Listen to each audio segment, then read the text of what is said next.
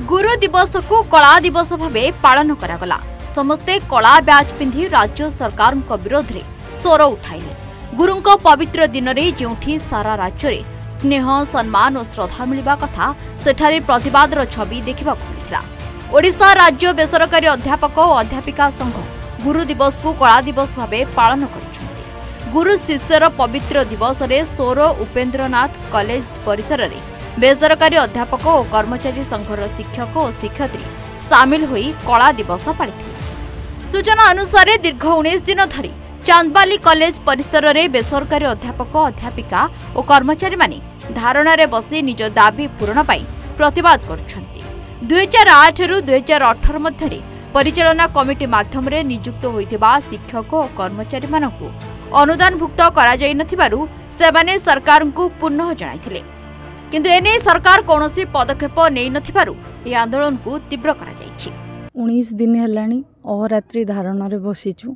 बहुत कष्ट झड़झंझा सहिकी आमे ए सरकार को अनुरोध करूछु कि बा विनीत अनुरोध करूछु कि आमको जीआई रे भुक्त करा जाऊ, जीआई भुक्त करा जाऊ।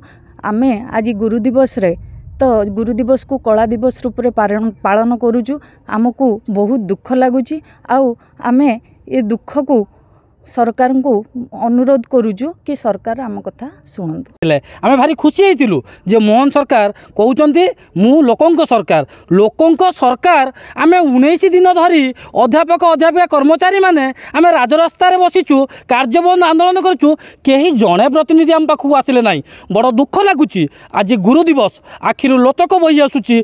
गुरु दिवस रे से जदि वास्तविक गुरु होइतांते आमर जंत्रणा बुझी पारथांते। आमर उच्च शिक्षा मंत्री भद्रक जिला तरफ श्री सूर्यवंशी सूरज सीए भी जड़े शिक्षयित्री संतान, शिक्षयित्री पुत्र, निश्चित आम जंत्रणा बुझी पारे। आशा एवं विश्वास आपण यथाशीघ्र आमको 2008 रु 2018 अनुदान नीति घोषणा करंतु एवं यही 2-3 हजार टंकार दीर्घ 15 वर्ष धरी खटुथिबा अध्यापक अध्यापिका मानंकु ये दादन श्रमिक वृत्ति श्रमिक रु आपण आमको मुक्ति दियंतु। आम पेट पटना को टिके देखंतु, आम पिला छुआ को आम पाठ पढ़ाई पारनु, बाप माँ को टिके मेडिसिन दे पारनु, भौणी बाघर करूँ। तेणु आपण मानक अनुरोध आपण माध्यम सरकार को यथाशीघ्र 2008 रु 2018 अनुदान नीति घोषणा करंतु एवं आमको ये दुख जंत्रणारू जर्जरित अवस्थारू मुक्ति दियंतु। आज रे गुरु दिवसर समस्त गुरु दिवस रे समग्र जिलार अध्यापक अध्यापिका माने एकाठी होई कला दिवस पालन करिसेंती।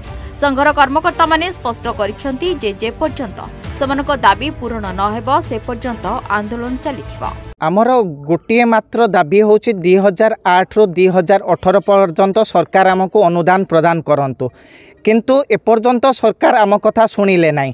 आमे 15 तारिख पर्यंत सरकार को डेडलाइन देइथिलु, जदि 15 तारिख भितरे सी आम कथा न शुणती ताहले आमे 17 तारिख पाखरु प्रत्येक ओडिशार प्रत्येक महाविद्यालय रे कलम छाड़ आंदोलन जारी करिबु। आज की 19 दिन हो गला, आज पवित्र गुरु दिवस, आज की 19 दिन हो गला मध्य सरकार आम कथा शुणी नांती।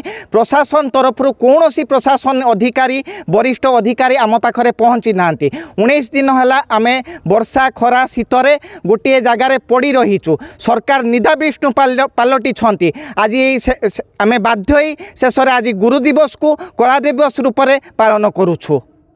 ए धारणार प्रभाव रे कॉलेज रो पाठपढ़ा सहित ऑफिस कामकाज पूरापूरी ठप हो जाइछि। अध्यापक अध्यापिका समेत कर्मचारी मानक दाबी पूरण करी पुनश्च पाठपढ़ा आरंभ करबा पई छात्र छात्री और अभिभावक माने दाबी करछन्ति। चांदबाली देवकांत महांती रिपोर्ट, सूचना टीवी 24/7।